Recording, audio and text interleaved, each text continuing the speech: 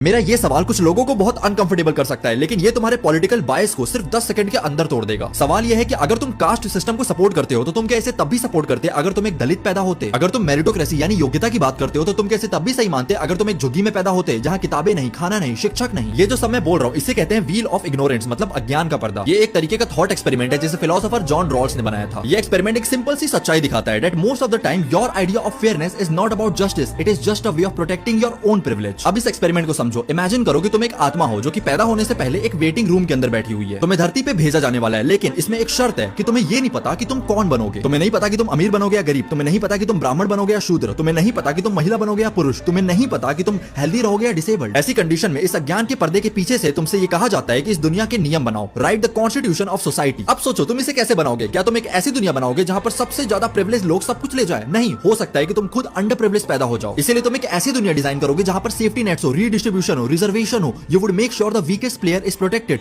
Because that weakest player could be you. ये experiment merit argument के पीछे की हिपोक्रेसी को भी एक्सपोज करता है। भारत में लोगों को ये कहना बहुत पसंद है कि मेरे को जाति से फर्क नहीं पड़ता, मेरे को चाहिए कि सबसे ज्यादा योग्य इंसान को नौकरी मिले। लेकिन रॉल्स ये एक्सप्लेन करते हैं कि तुम ऐसा इसलिए कहते हो क्योंकि तुम्हारे पास पहले से ही रिसोर्सेज हैं to become the best person. एक बार सोच कर देखो, अगर तुमसे तुम्हारा नाम, तुम्हारे पेरेंट्स का पैसा, तुम्हारी इंग्लिश एजुकेशन, तुम्हारी कोचिंग क्लासेस, ये सब कुछ छीन लिया जाए तो तुम क्या फिर भी मेरिटोक्रेसी में सुरक्षित महसूस करोगे? शायद नहीं। व्हील ऑफ इग्नोरेंस हमें ये दिखाता है कि जिसे हम जस्टिस कहते हैं वो अक्सर हमारी किस्मत होती है। इसे ध्यान से सुनो, तुम इसलिए नहीं जीत रहे हो क्योंकि सिस्टम फेयर है, तुम इसलिए जीत रहे हो क्योंकि सिस्टम तुम्हारे जैसे लोगों के लिए बनाया गया है। बाकी अपने थॉट्स को कमेंट में जरूर बताना।